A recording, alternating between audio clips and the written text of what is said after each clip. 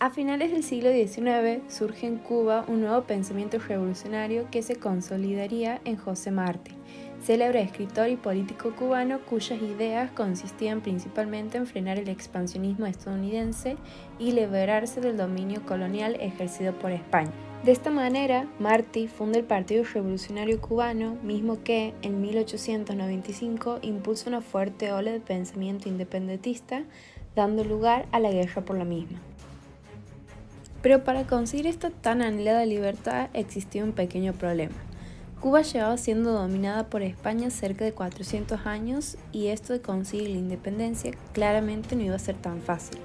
Pero esta complicada situación dio un giro cuando Estados Unidos, sabiendo que un Cuba independiente significa una amenaza para las intervenciones en la isla, en 1898 intervino en la guerra independentista con el objetivo principal de tener el completo control del país para iniciar una expansión colonial en América Latina. Para lograr este objetivo, Estados Unidos le declaró la guerra a España, ganó y de esta manera, respaldado por su victoria, ocuparon la isla, consiguiendo la tan esperada libertad cubana, pero eso sí, bajo su estricta tutela. Pronto los cubanos se darían cuenta que habían cambiado una bandera española por un estadounidense.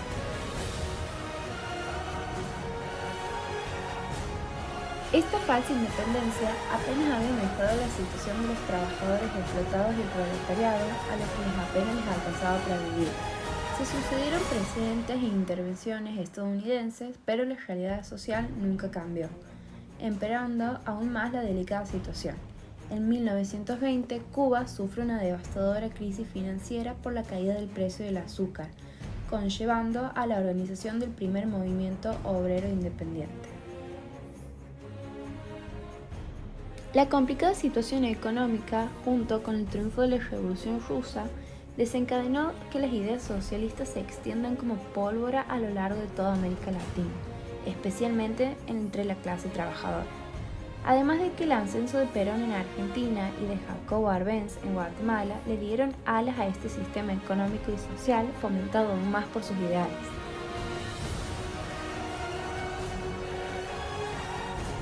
Llegamos a 1952 y es aquí cuando un hombre que sería clave en el desarrollo de la revolución es elegido como candidato a diputado del Partido Ortodoxo, Fidel Castro Paz. Este partido político era un desprendimiento del Partido Revolucionario Cubano, sostenía ideas democráticas, pero no era de izquierda. Con el claro objetivo de evitar el inminente triunfo del Partido Ortodoxo, Fulgencio Batista, militar y gobernante cubano, ejerce un golpe de Estado este mismo año, terminando así con las aspiraciones de Castro, quien lo denuncia ante un tribunal de urgencia, en el cual no juzga a Batista y lleva a que Castro decidiera que la lucha armada era la única opción. Con Batista al poder, se tomaron acciones que afectarían severamente al país. Eliminó el Congreso, desconoció totalmente los derechos constitucionales, que por supuesto quedaron abolidos, y finalmente instauró una dictadura militar 2 años después, luego de unas muy dudosas elecciones que le dieron una más que una dudosa legitimidad, teniendo como resultado una Cuba pura y totalmente dictatorial.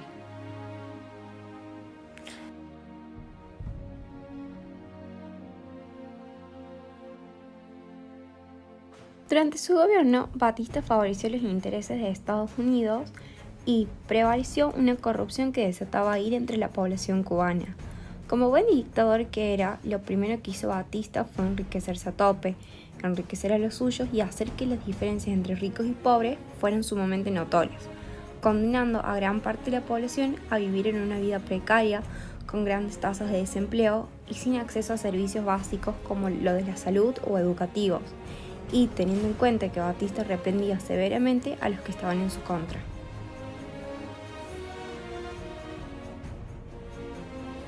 ¿Qué otra cosa se podía hacer más que aguantar esta tiranía con la boca cerrada?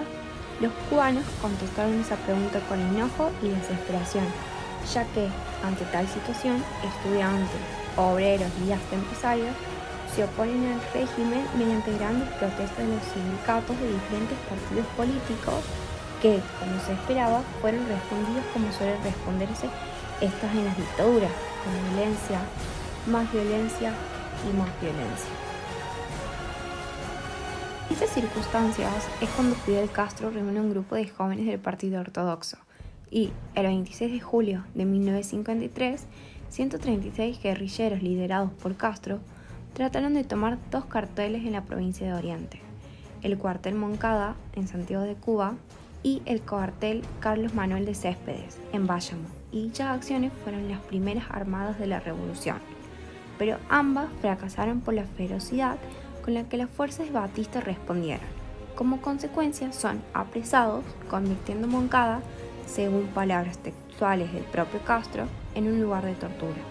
Él, junto con otros hombres, lograron escapar a Sierra Maestra, pero tiempo después Castro fue sorprendido y capturado, recibiendo una condena de 15 años de prisión. En 1955, Castro empieza a hacer diversas apariciones públicas y ante la creciente presión interna y externa ejercida por intelectuales, Batista se ve obligado a indultarlo en mayo de ese año. Ante la desesperada situación en la que se encontraba Cuba y el hecho de que ahora era poseedor de su libertad, Fidel Castro, junto a otros activistas, deciden exiliarse a México junto a su hermano Raúl. Y desde allí fundó, pocos días después, el Movimiento 26M, una organización revolucionaria nacionalista que tenía como principal objetivo derrocar el régimen de Batista. Empezaron a establecer contactos y acuerdos con otras fuerzas que tenían el mismo objetivo, y manos a la obra, comenzaron desde allí a preparar la futura revolución. El 2 de diciembre de 1956, 82 guerrilleros y un pequeño cargamento de guerra llamada El Granma parten de Tuxpan, Veracruz, de manera clandestina. Entre estos hombres se encontraba el ya conocido Fidel Castro, acompañado por su hermano Raúl Castro y una nueva cara, pero clave para concretar este movimiento revolucionario, Ernesto Che Guevara. Navegan por 7 días, pero encallaron en los Cayuelos el 2 de diciembre, obligándolos a seguir el camino a pie y sin la mayoría de sus pertenencias. 3 días después, cuando llegaron a Cuba el 5 de diciembre, se encontraron con la desagradable sorpresa de que Batista les tenía preparada una emboscada, ya que había sido alertado de esta misión y esperaba esta embarcación clandestina con nada más y nada menos que 80.000 hombres de respaldo. Los revolucionarios son perseguidos y dispersados. Muchos murieron en combate, pero llegaron a Sierra Maestra, lugar donde pronto establecerían su base. En 1957, la guerrilla consigue más o menos organizarse y llevar a cabo numerosos combates, pero el pueblo cubano, que para este punto ya estaba cansado de Batista y de todo lo que esto implicaba para el país, pone sus esperanzas por la liberación en los rebeldes. El movimiento empieza a sumar guerrilleros, cada vez más personas se unían a pelear contra el régimen de Batista.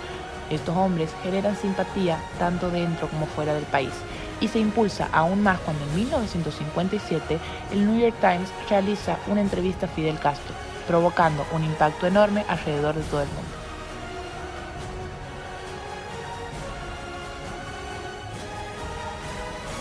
El 9 de abril de 1958, la guerrilla convoca una huelga general para medir su fuerza, pero esta es fácilmente sofocada por Batista.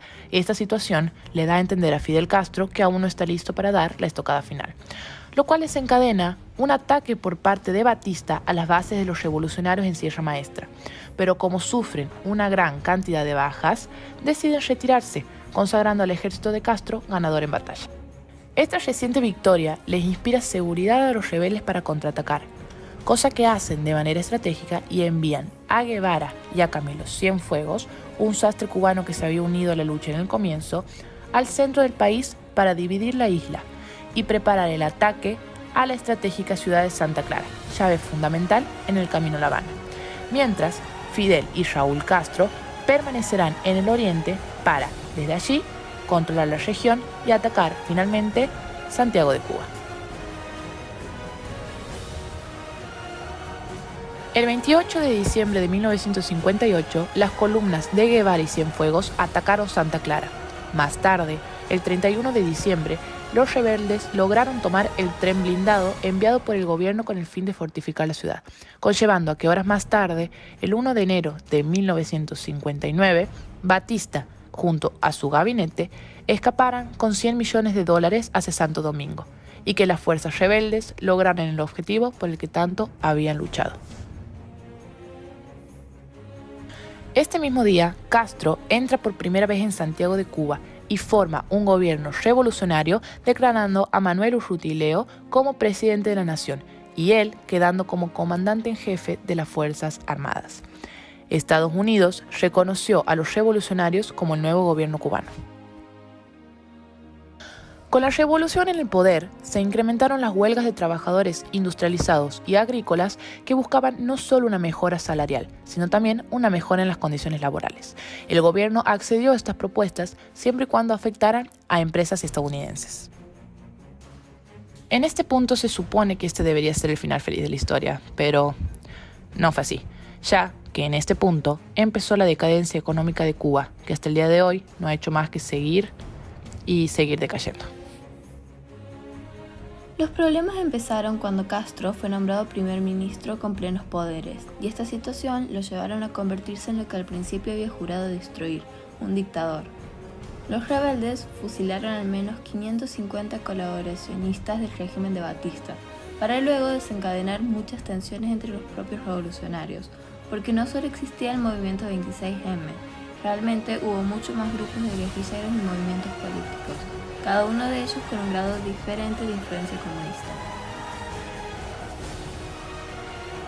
Bien, el nuevo gobierno había empezado con el pie izquierdo, llevó a cabo una reforma agraria que incluía un proceso de expropiaciones de empresas petroleras y azucareras estadounidenses, nacionalizaciones de otras industrias y confiscación de bienes. Esta reforma no le había gustado ni un poco a Estados Unidos, el cual en ese momento representaba la mayor amenaza para la revolución.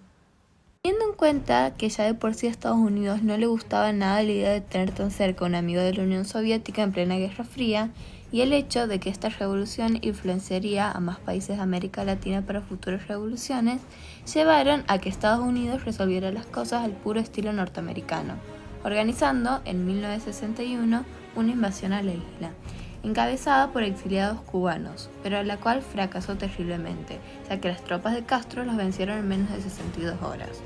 Tiempo después, sin haber logrado su objetivo, volvieron a atacar, pero esta vez de manera pacífica, suspendiendo la compra de azúcar y decretando un bloqueo económico y comercial a Cuba. Dicho bloqueo era fatal para Cuba, sobre todo teniendo en cuenta la delicada situación económica en la que Batista había dejado el país.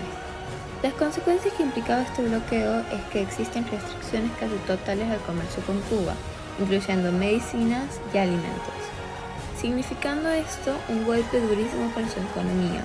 Sin embargo, durante la Guerra Fría, esta situación no afectó tanto como Estados Unidos hubiera querido, ya que Cuba contaba con el respaldo de la Unión Soviética, quien se encargó de comerciar y suministrarles subsidios que lograron mantener a flote a su reciente aliado cubano.